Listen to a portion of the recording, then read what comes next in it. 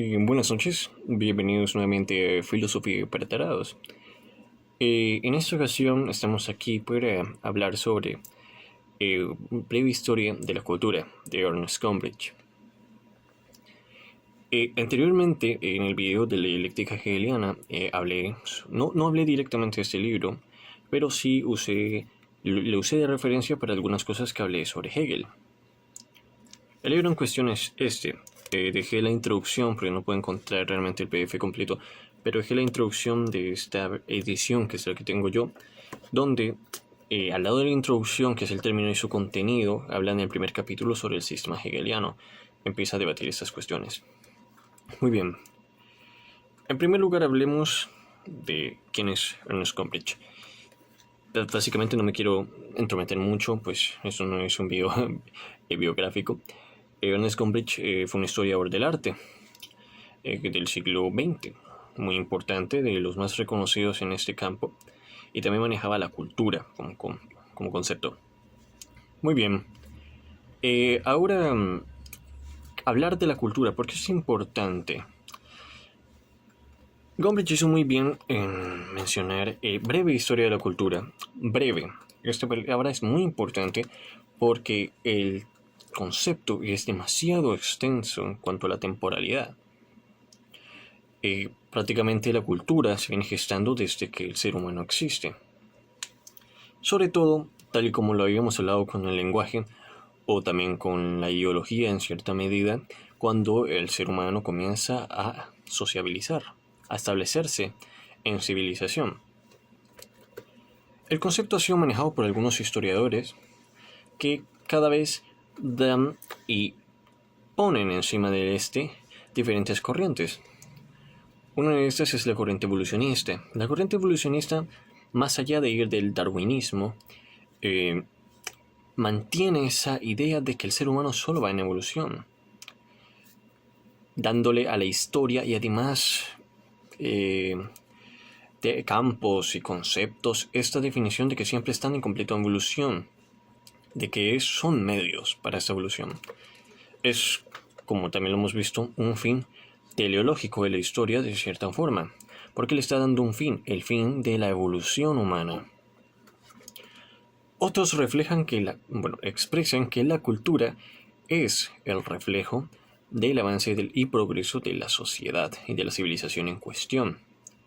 La cultura va fijamente a la par del progreso de la civilización.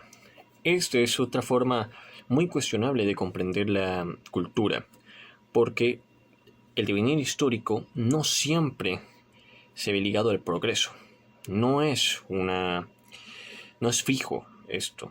El progreso no está ahí como predeterminadamente. Siempre vamos a ir en progreso, vamos a ir hacia adelante. Es una versión optimista de la historia que también hace parte de los positivistas, no tanto los positivistas en el que capaz alguien no comprende pues a qué me refiero con los positivistas. No es que sean optimistas, que todo es muy bonito, no, pues son aquellos que van más ligados a la lógica y a lo científico, en términos de método científico, de la razón, bueno, más cosas, de explicar todo por la ciencia básicamente, que la ciencia, todo conocimiento tiene que ser científico, más o menos eso es el positivismo. Pero en fin, ligado a esto, la cultura comienza a trabajarse de diferentes formas y también intentan comprender estos historiadores cuál es la razón de la cultura, cuándo surge, cómo se gesta esta.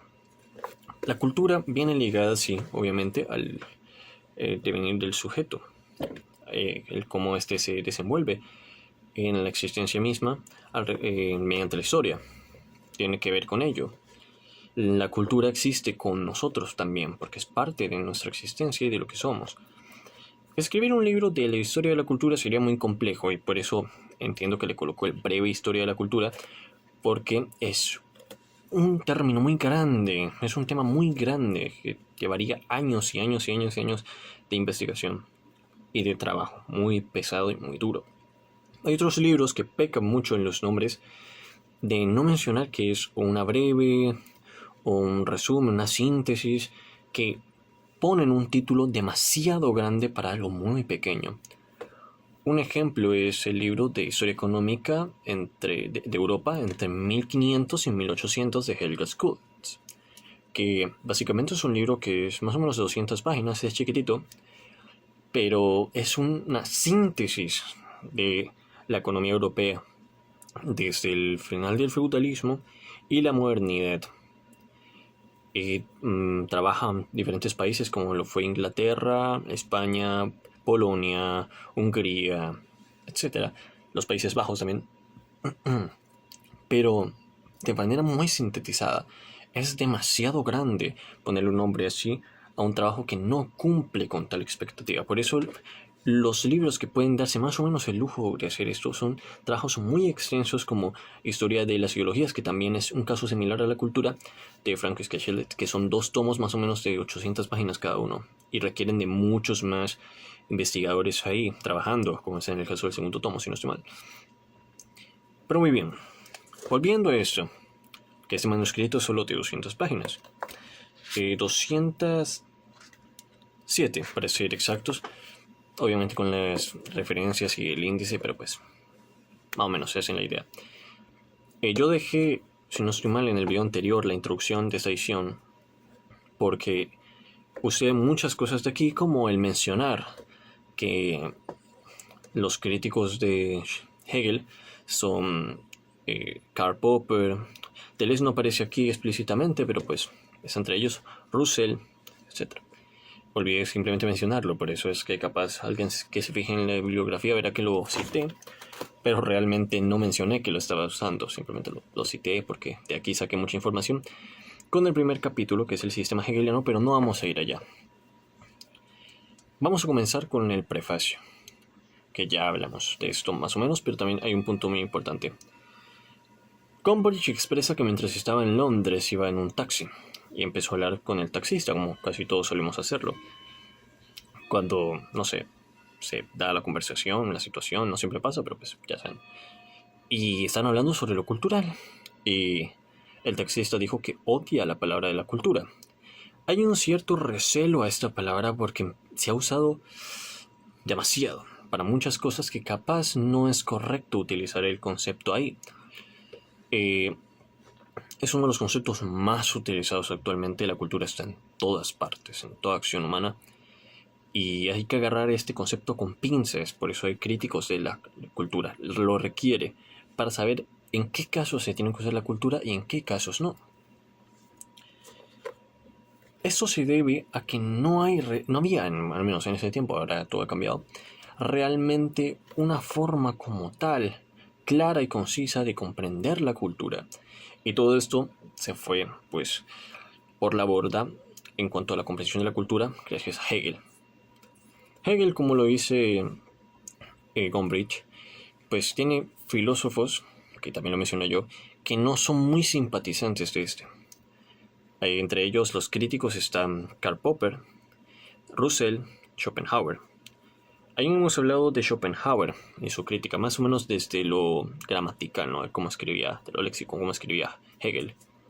Mientras que los demás critican es algo que también criticó Kierkegaard, que es el querer racionalizar todo por medio de una filosofía especulativa, idealista, metafísica, ya saben, estas cuestiones que Hegel planteó para ir más allá de la obra de Kant también, para explicar lo verdadero, para explicar el devenir, para explicar todo, el absoluto de las cosas, con una filosofía especulativa que claramente es muy difícil hoy en día de sostener.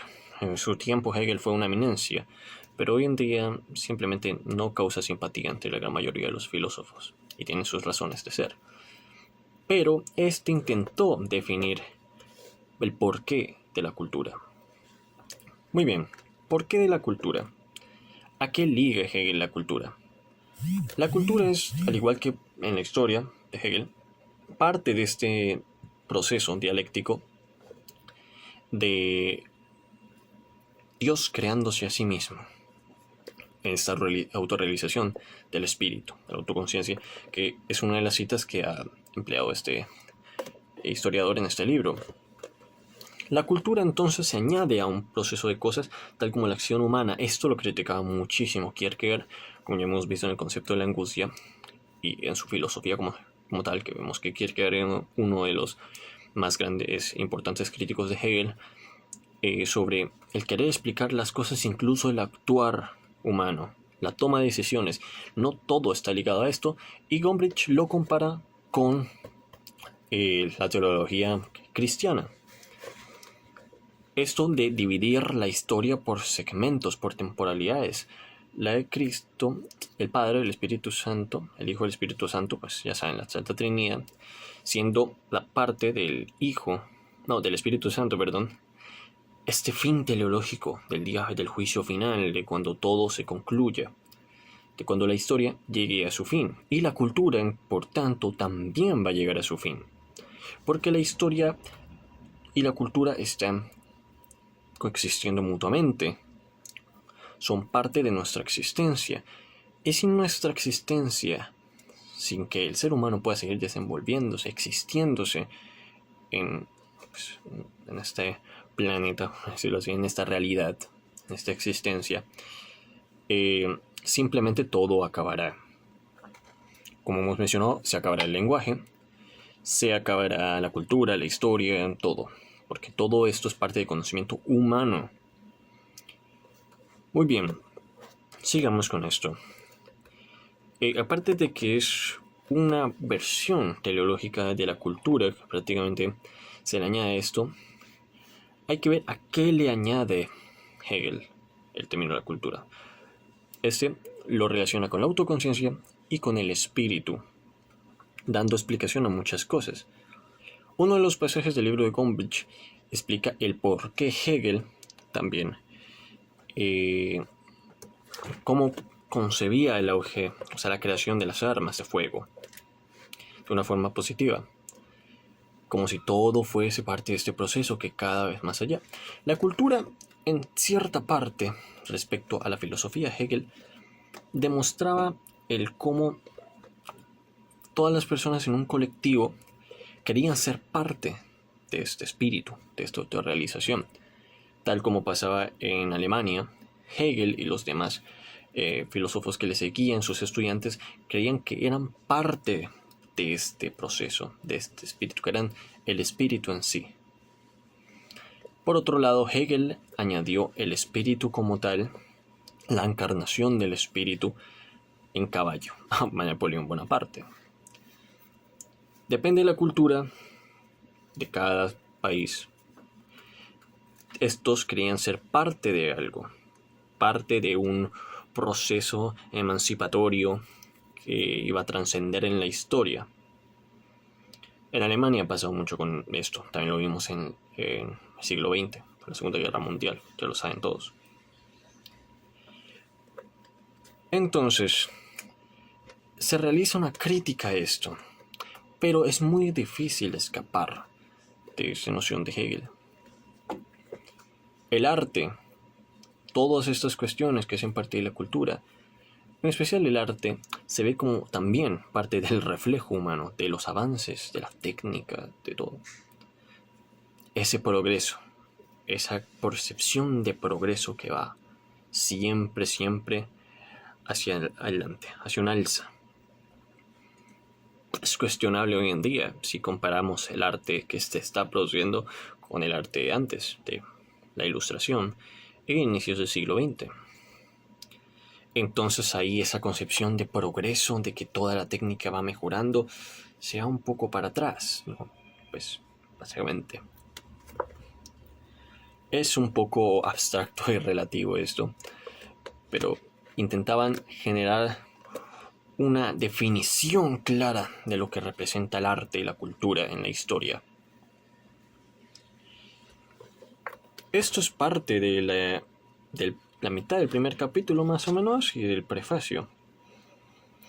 Quería explicarlo sobre todo porque muchas personas que intentaban escapar a Hegel al final terminan recayendo nuevamente a él.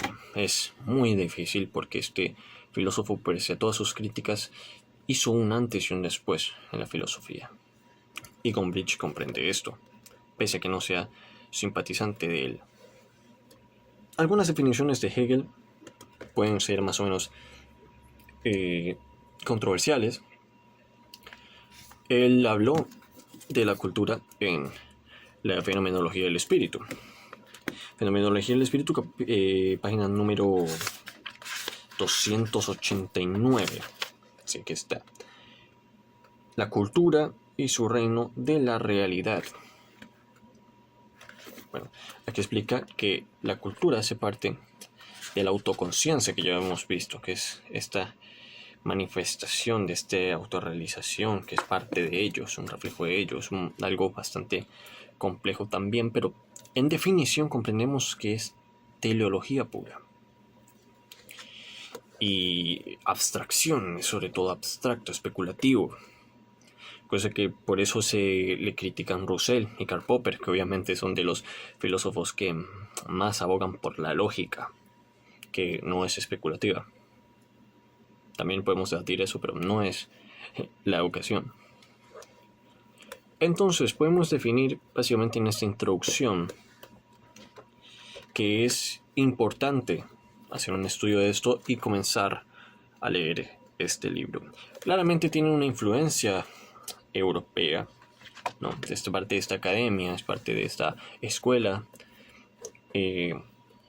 y pues sabemos que el término de cultura es muy extenso, no va a hablar de diferentes culturas, no se va a entrometer en esto, este libro no es de eso, no es de una recopilación de las culturas, una breve recopilación de las culturas, es un debate sobre la noción de la cultura, tal como lo podemos ver aquí en el índice. También es una crítica a cómo se concibe el arte, más que todo ligada a la cultura del arte.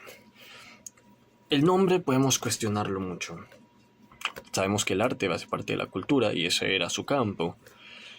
Pero pues bueno, no está tan errado, pero pues algunas cosas le podemos tocar, pero pues no es la ocasión, no es una crítica al libro, alguien ya lo hará en una reseña o algo, no es mi idea. Mi idea es simplemente explicarlo más o menos, introducir brevemente, fácilmente, sencillo, el estudio de la lectura de esto y su tema. No soy yo un historiador de la cultura, ni me he involucrado mucho en el concepto de la cultura, que claramente va relacionado a la ideología, ¿no? Que es en lo que me estoy especializando. Pero esto es un buen inicio para comenzar en ese estudio, si realmente les parece interesante. Ahora sí, espero que lo hayan disfrutado y nos veremos nuevamente en el segundo capítulo de Breve Historia de la Cultura de Ernest Gombrich. Hasta luego.